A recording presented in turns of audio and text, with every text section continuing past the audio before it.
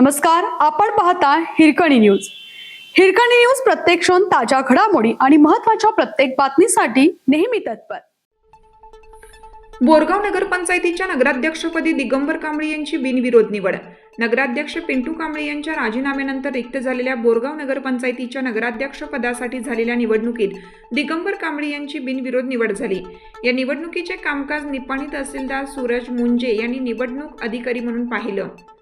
बोरगाव नगरपंचायतीच्या नगराध्यक्षपदासाठी निवडणूक आयोगाकडून SC आरक्षण जाहीर करण्यात आलं होतं.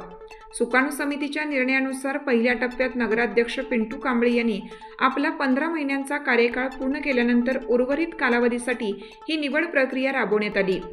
नगरपंचायतीच्या एकूण 17 पैकी 16 जागांवर उत्तम पाटील गटाचे वर्चस्व असल्याने नगराध्यक्षपदासाठी दिगंबर कांबळे यांचा एकमेव अर्ज प्राप्त झाला. त्यामुळे सदर निवडणूक बिनविरोध झाल्याची घोषणा निवडणूक अधिकारी सुरेश मुंजे यांनी केली. यावेळी बोलताना युवा नेते उत्तम पाटील म्हणाले की स्वर्गीय रावसाहेब पाटील दादा यांच्या नेतृत्वाखाली नगरविकास पॅनलमधून 17 पैकी 16 नगरसेवक निवडून आले आहेत. या विश्वासाबद्दल सर्व शहरवासियांचे मनापासून आभार व्यक्त करून बोरगाव शहराचा सर्वांगीण विकास करून ते आदर्श शहर बनवण्याचा आमचा मानस असल्याचे त्यांनी सांगितले.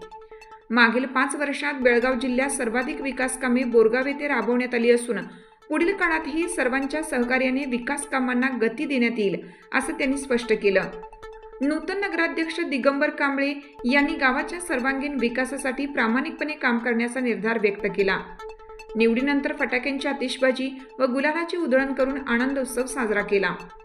यावेळी उपनगराध्यक्षा भारती वसवाडे, नगरसेवक अभय मगदूम, प्रदीप माळी, पिंटू कांबळे, जावेद मकानदार, रोहित माने, तुळशीदास वसवाडे, माणिक कुंभार, शोभा हावले, सौ अश्विनी पवार, सुवर्णा सोबाने, वर्षा मनगुते, संगीता शिंगे, रुक्साना अफराज, गिरिजा वठारे, मनोज पाटील, रमेश कुरळे, राजू गजरे, मुख्य अधिकारी SB तोडकर यांच्यासह नगरपंचायतीचे पदाधिकारी, कार्यकर्ते व शहरातील नागरिक मोठ्या संख्येने उपस्थित होते. हिरकणी न्यूज करिता सहसंपादक तौसिफ अपराज. आपल्या हिरकणी न्यूज चॅनलला लाईक करा, शेअर करा आणि सबस्क्राईब करायला विसरू नका आणि रहा अपडेट.